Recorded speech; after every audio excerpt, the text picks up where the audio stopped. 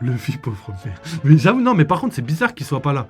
C'est bizarre qu'il soit. Je pense pas qu'il est parti de lui-même. Je le vois mal abandonner ses potes juste pour de la nourriture, tu vois. Même si ça pourrait lui ressembler, je le vois mal abandonner vraiment ses potes sincèrement au premier degré pour de la nourriture. Bateau qui s'est enfui avec toutes les personnes de Egghead, ce bateau-là était censé être détruit et ça fait un joli parallèle de contradiction par rapport à la fin où on apprend dans la dernière page du chapitre qu'en fait c'est le bateau de la marine qui a voulu les attaquer qui s'est fait détruire.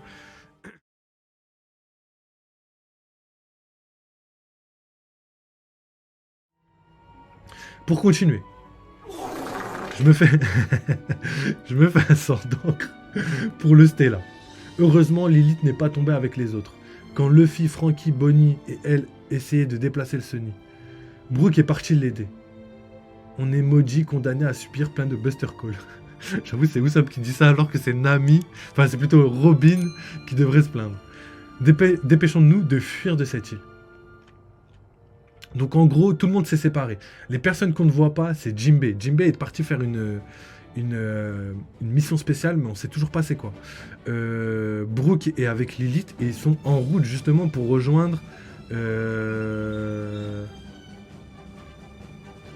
Comment elle s'appelle l'autre là? Celle qui a sauvé. Non, c'est elle. Elle, c'est pas Lilith. Mais elle rejoint Lilith, je crois que c'est ça. Elle, c'est le Vegapunk numéro 2, je me rappelle plus son base. Et du coup, je pense qu'ils vont faire ça. Donc, Nami, le problème, c'est que notre projet de passer la côte avec le Vega Force One n'est plus possible. Ce robot a été détruit par Kizaru. Ça, c'est lourd.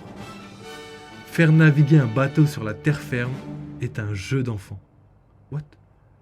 Quand on a mon aide, ok, t'es incroyable, on va arriver à l'entrée arrière en un rien de temps. Donc là, en fait, eux, ils sont partis chercher le Sunny et ils sont de retour à l'entrée arrière.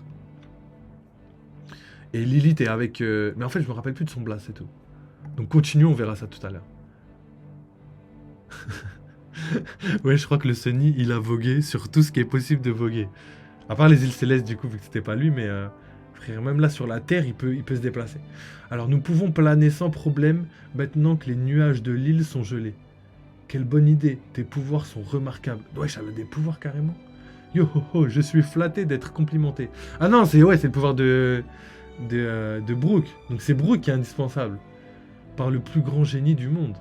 D'ailleurs, comment on va faire pour s'arrêter une fois sur place? Oh, je n'y avais pas pensé. Wesh, Brook, quel bail. On va aller trop loin. On ne peut vraiment rien faire. Je suis tout oui, Lilith. Ok, donc c'est bien elle, Lilith. C'est juste l'autre, je me rappelle plus comment elle s'appelle. Donc Lilith est avec Brook et elle va direction l'arrière du labo. Et d'ailleurs, ils vont pas pouvoir s'arrêter, donc le bateau il va sauter carrément. Alors, la barrière autour du laboratoire est toujours en place. Les gars, encore une théorie validée, je suis trop croque. Je suis trop croque les rêves, je l'avais dit, je vous l'avais dit. Je vous avais dit quoi? Je vous avais dit la partie supérieure de Punk Records va pas être attaquée pour l'instant. En tout cas, il y a une défense qui va peut-être lui permettre de survivre, entre guillemets. Et peut-être qu'elle va pouvoir s'enfuir, je sais pas, peut-être qu'elle va décoller, peut-être c'est une soucoupe volante et tout, on sait pas. Hein. Je l'espère. Parce que si Vegapunk perd Punk Record, je me demande si les données et tout va pas faire de Vegapunk quelqu'un de moins intelligent. Bah pour sursis, mais est-ce que ça va avoir un impact légendaire? Je sais pas. On verra bien. On va devoir tirer à travers. Envoyer la première salve, réduisant en poussière la ville du futur et le laboratoire scientifique central. Donc là, ils ont pour but de détruire le centre de l'île. Ce qu'ils vont réussir normalement sans accroc, sans difficulté. Et après, pour le Punk Records, je pense que c'est la seule chose qui va rester, mais ça ne veut pas dire qu'il va rester en un seul morceau. Je pense que pour l'instant, il ne va pas être attaqué, mais qu'une fois que plus personne sera là, il y a moyen qu'il soit attaqué. Et peut-être que la partie supérieure de Punk Records pourra être sauvegardée, parce que les données qui sont à l'intérieur pour l'instant, pour moi, sont trop intéressantes et trop nécessaires. Donc continuez. Donc là, on voit les pacifistes tout détruire. Egghead. J'avoue qu'elle était magnifique cette île. La voir comme ça se détruire, j'étais trop le seum. Donc Vegapunk est dégoûté de voir son île détruite, mais bon, à juste titre. Destination, la capsule laboratoire. Allons-y. Vas-y à fond, Vacuum Rocket. C'est quoi ce machin? Ça va super vite. Donc ça, c'est un hyperloop. Technologie qui pourrait exister en vrai, hein. Je pense que ça va exister un jour. Mais,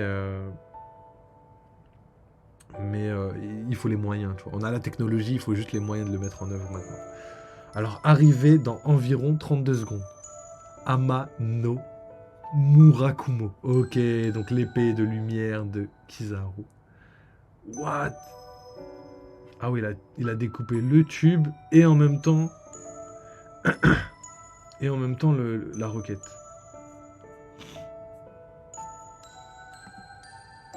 What, c'est ouf. Kizaru, enfoiré. J'arrive, Bonnie. Pacifista. Quelle ironie. Faites feu, tuez Kuma et Bonnie. Tu as abandonné ta vie pour que ta fille puisse vivre et maintenant elle va être tuée par tes clones.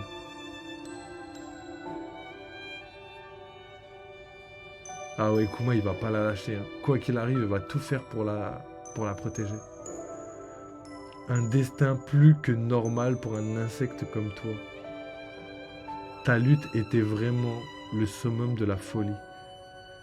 Ce serait pas ouf que tous les pacifistas ils arrêtent d'attaquer parce que c'est Kuma? Ce serait ouf, non?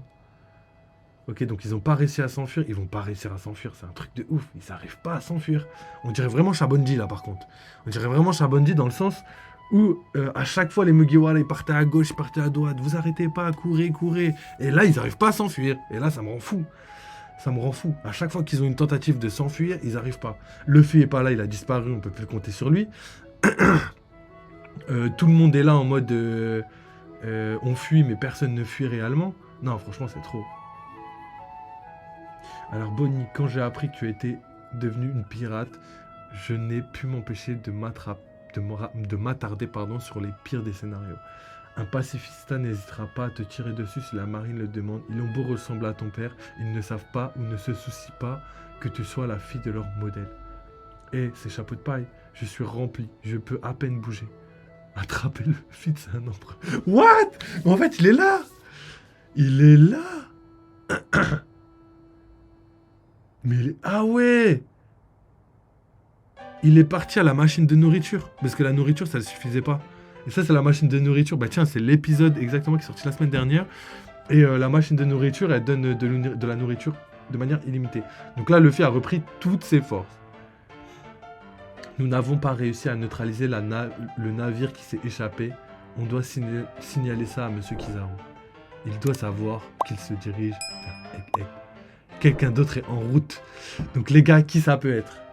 Qui ça peut être? Qui est en route? On avait posé cette question, c'est un truc de ouf. Luffy, pauvre mère. Mais j'avoue, non, mais par contre, c'est bizarre qu'il soit pas là. C'est bizarre qu'il soit... Je pense pas qu'il est parti de lui-même. Je le vois mal abandonner ses potes juste pour de la nourriture, tu vois. Même si ça pourrait lui ressembler. Je le vois mal abandonner vraiment ses potes, sincèrement, au premier degré, pour de la nourriture. Là, je pense que c'est quelqu'un qui l'a déplacé. Il y a deux possibilités. Soit c'est Kizaru, comme on l'a dit depuis le début, comme la plupart des gens le pensent, ou soit c'est... comment il s'appelle? Le mec debout, là. Ah, les gars, putain, comment je peux avoir des trous noirs comme ça, là? Le mec debout, comment il s'appelle, là? J'ai plus son blaze. Mais celui qui manipule la boue et qui avait déjà donné à Luffy de la nourriture quand il était à Wano. Ouais, impossible de trouver, c'est un truc de ouf. Et du coup, peut-être que c'est lui qui l'a déplacé là-bas. Parce que c'est bizarre, wesh. Carrément, la marine, ils sont venus là. Mais ils sont bêtes, la marine. On a dit qu'il fallait se barrer de l'île. Hein. Là, vous allez finir dans le Buster Call. Hein. Et du coup, là, le bateau a été détruit. Et on n'a pas d'indice, tu vois. Il n'y a pas genre des flammes noires ou... Il y a du feu, tu vois. Il y a un peu de feu. Donc peut-être c'est des canons qui ont fait ça. Donc il y a plusieurs possibilités. La personne la plus proche et la plus à même, on l'a dit, c'est Barbe Noire. C'est la personne la plus proche qui est là-bas. Est-ce qu'il pourrait facilement attaquer Egghead? Je pense que oui, s'il a un intérêt. S'il a un intérêt, qu'il se dirige vers Egghead, qu'il a besoin de quelque chose, peut-être de Luffy, je sais pas, capturer quelque chose, je pense que oui. Par contre, et ça me paraîtrait bizarre Que ce soit par exemple les révolutionnaires. Je sais qu'il y a beaucoup de personnes qui pensent que c'est les révolutionnaires et je pense aussi que c'est possible. Mais comme on l'a dit, Dragon il sait même pas où il est. La dernière fois qu'on l'a vu, il supposait, il se dirait toi où tu irais si t'avais besoin, si c'était ta dernière volonté et tout. Et ils avaient répondu quelque chose et Dragon a dit ouais mais Kuma il est pas comme ça lui. Et du coup, peut-être que c'est eux qui se dirigent, mais comment traverser le monde entier en quelques heures, quoi. Parce que là, c'est vraiment quelques heures. Là, on a Egghead, c'est 2 jours différents. Premier jour, c'est le jour où ils sont arrivés. Et là, on est au deuxième jour, et le deuxième jour n'est pas terminé. Et c'est le jour où tout se passe, Saturne, etc., etc. Donc, à voir. Donc vas-y, on va analyser vite fait le chapitre et après on terminera là. On a fait un petit live quand même, c'est pas mal. Alors, première partie du chapitre détente. On voit une discussion sérieuse entre Vegapunk et Saturne sur un petit peu le côté ethnique, pas ethnique plutôt, non je suis un fou, éthique, pardon. Sur le côté éthique de la science. Donc on a 2 scientifiques qui s'affrontent sur le côté éthique et c'est un peu notre monde actuel avec les problèmes actuels au niveau scientifique. C'est l'éthique, tu vois, genre il y en a ils vont pas vouloir le faire parce que c'est abject, c'est des trucs mauvais, tu vois, comme les expériences sur les humains et tout, c'est interdit parce que éthiquement ça dope, tu vois. Et en plus les gens qui vont être dans les expériences, ça va être des gens qui ont pas le choix, tu vois.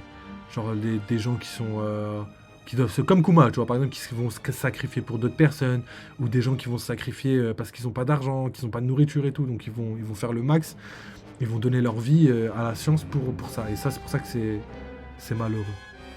Donc ça, c'est la première chose. Ensuite, on a donc le parallèle entre un scientifique avec une éthique et un scientifique sans éthique. On a vraiment un côté maléfique et un côté bienveillant. Et du coup, on a capté au début du chapitre que normalement, le bateau qui s'est enfui avec toutes les personnes de Egghead, ce bateau-là était censé être détruit. Et ça fait un joli parallèle de contradiction par rapport à la fin, où on apprend dans la dernière page du chapitre qu'en fait, c'est le bateau de la marine qui a voulu les attaquer qui s'est fait détruire. Donc ça, c'est assez joli. Deuxième parallèle, c'est Kuma et Bonnie qui va se faire tuer par ses propres clones, les clones qui ont été créés pour pacifier le monde, les pacifistas, et ben au final vont servir à tuer les personnes les plus respectables, on va dire, du monde.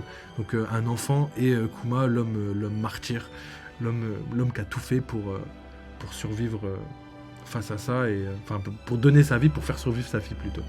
Ensuite, on a parlé vite fait du Vega Force One, ça c'est intéressant, parce que c'est la deuxième fois qu'on entend parler de cette technique d'évasion qui malheureusement a échoué parce que le Vega Force One est mort. Donc je pense que le robot antique va de plus en plus avoir une nécessité à la fin de l'arc. Donc ça, faut le noter. Ensuite,